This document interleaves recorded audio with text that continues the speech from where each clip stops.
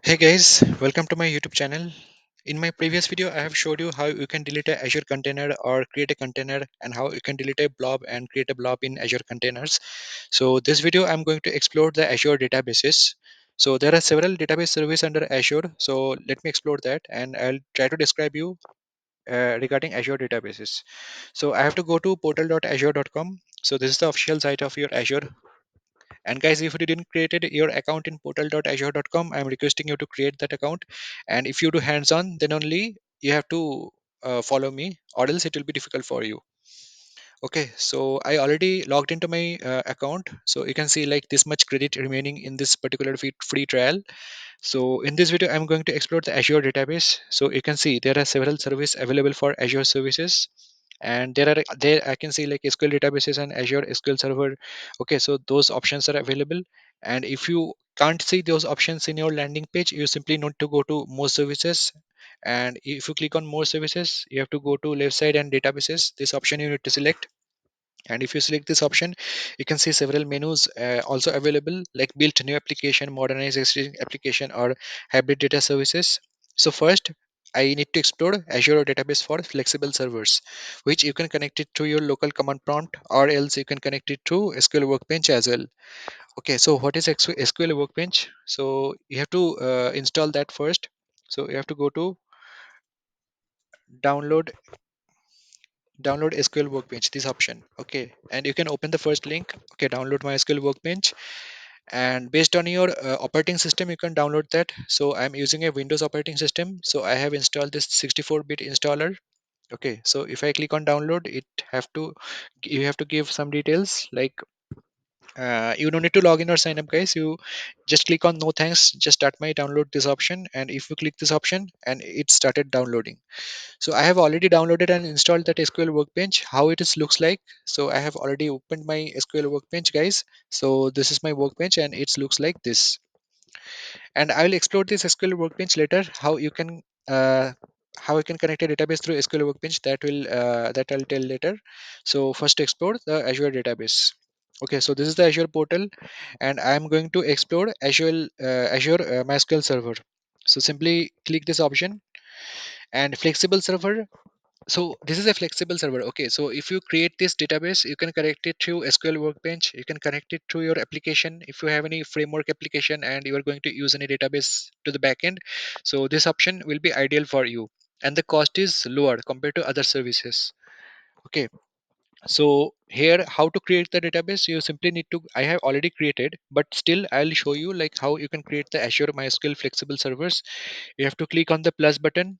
If you click on the create button, there will be two options: flexible server and WordPress plus MySQL flexible server. You no need to select because you are not going to open this WordPress as well. And if you are using WordPress service, then you can create this, but for me, I'm using this flexible server only, so I'm going to quick create this. And guys, don't select this advanced create option because it will be cost more. So to keep your cost lower, you have to select quick create. So if you select quick create, it will open this option and you have to fill these details. So you can see it is estimating the cost. So it is estimating the cost, and my cost will be 1223.80 per month, so 1224 rupees around. Okay, and you have to fill those details. Subscription, so I have only one subscription, which is free trial. And a resource group, you have to select your resource group, or else you can create a new resource group as well as per your choice. And server name you have to give, like I'm giving for test sample server for test. So some spelling mistake, I guess. Sample server for test. So I gave this name. And region, you can select other regions as well, but my suggestion, you can keep this as it is, because this is by default and the cost will be lowered. And other region, if you select, the cost will be higher. Availability zone, you can select the availability zone. Okay, so you can select no preference. If you select this, that is also fine. And then authentication, to authenticate your database or to connect to your database, you have to select a username. Okay, so you have to give the username anything. Okay, I'm giving admin. It is up to you what you'll give as a username. And then password, you have to type some password. Okay, so for me, I'm giving some password. and you have to type the same password. And workload details, you have to select dev test or standard or enterprise. So dev test will be fine. You can check this box or not, that is also fine. Enable high availability zone, if you select this, that is also fine. I'm not going to select this option. And tell us more about your SQL workload, so that I will select, like I'm building a new app with SQL. So these are the details you need to fill, and later you have to click on review plus create this button. So if you click on this button, so it will come like this. Okay, so subscription free trial, resource group, server name, server admin log details. Okay, so everything is there. You can keep this admin name and password for your reference. And if you want to modify, you can go to advanced create as well, but that will cost more. I'm not going to this option. I'll simply create. Okay, so you can click on create button. I have already created the database, so I'm not going to create another database in this video. Okay, so because it will take 2 to 3 minutes time to deploy, so I'm not going to waste that time. Okay, so I'm going to landing page again.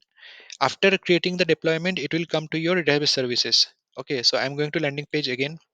Okay, and I'm clicking this more services. I'm not going to this more services because database server available is already available in my landing page. Okay, so if you come to this MySQL flexible servers, I have to select like which database I need to connect. So I'm going to connect this demo database for YouTube maybe. Okay, okay, let's select this.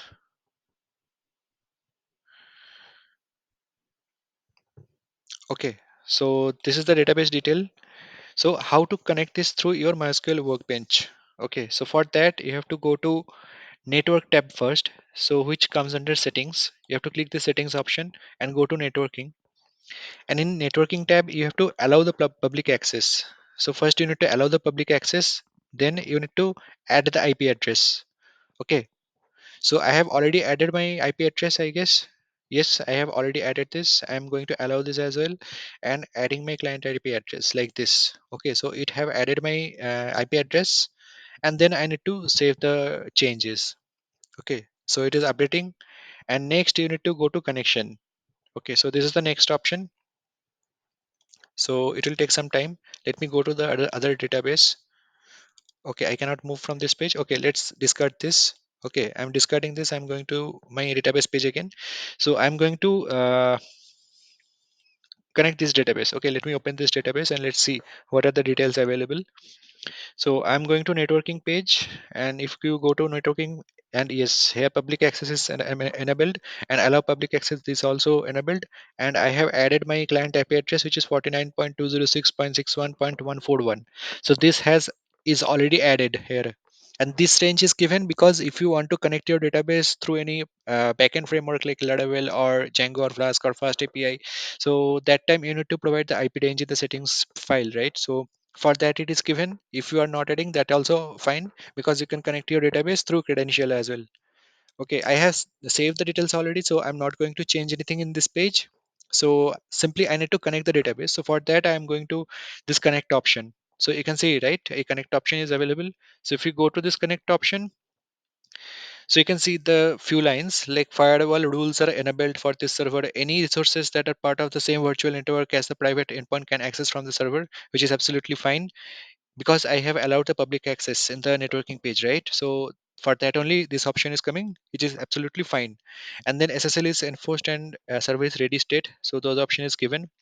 And how you connect. So this is the connection detail. Okay, so this is the connection detail. Simply need to copy those detail and go to your SQL workbench. Open the SQL workbench. Okay, so I'm copying this. Sorry, I didn't copy that. I'm copying this and SQL workbench. Okay, so you can see like I have made the connection, but how to make the connection, that I will describe. You can go to connect to database, this option. Okay, if you open this, that is also fine, or else you can click on the plus icon, that is also fine. Okay, so connection name, I'm giving sample db con. So this is my name I'm giving. You can give any name. Okay, host name, you can give the host name I have copied, right? So each and every details available in the Azure portal, you just need to copy and paste. So this is the host name. Port is by default 3306, which is absolutely fine. Username is my name. I'm copying this, and you have to give username as your username. and password. I think I have forgot the password, but still I will try whether the password will connect or not. You have to note down the password and you have to give this, and then you have to click on test connection button. Okay, so I think I can remember the password and it successfully made the connection through SQL connection. I have to click on OK and then I have to click OK. So you can see I have made another connection, and how you can access your database. For that you have to double click on this option, which is sample dbcon. Just now I made this connection. If you double click on this, it is opening and it will take few seconds of your time. And let's open this, and meanwhile I can tell you one more thing. Let me go to Azure portal. Okay, I think SQL database is opened. So this is the interface how you can access this SQL database. So I'll explore these things in another video because this is not the scope of this video right now. I'm closing this connection, and this is the process, guys, how you can connect your database through SQL Workbench. And if you want to make any another connection, like how you can connect this through your application. So see, connect from browser or locally. So if you have any SQL terminal, or if you have the if you want to use the Azure terminal, that is also fine.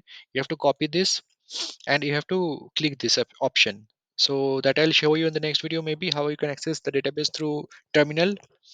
If you want to make connection through SQL Workbench, so that is also given. So I have showed you the steps. Click the plus icon and then enter a name, standard TCP IP. This option you need to select from drop down. Then this is the host name, this is the username, and this SSS configuration. This won't come under our configuration because we have selected allowed all public access. And then test connection and then okay. So this is the process how you can connect your database through MySQL Workbench. Okay, connect it from your app. So all the code is available. You can see .NET and Node.js, PHP or Python. How you can connect this database. All the code is given, ready-made. So that's it for this video, guys. So I'm stopping here, and this is the process how you can connect your database to SQL uh, Workbench, and how you can create a flexible server in Microsoft Azure. So if you have anything or if you have any suggestion, please give me in the comment box. And guys, please subscribe to my channel and please share this video as well, because that will be motivation for me.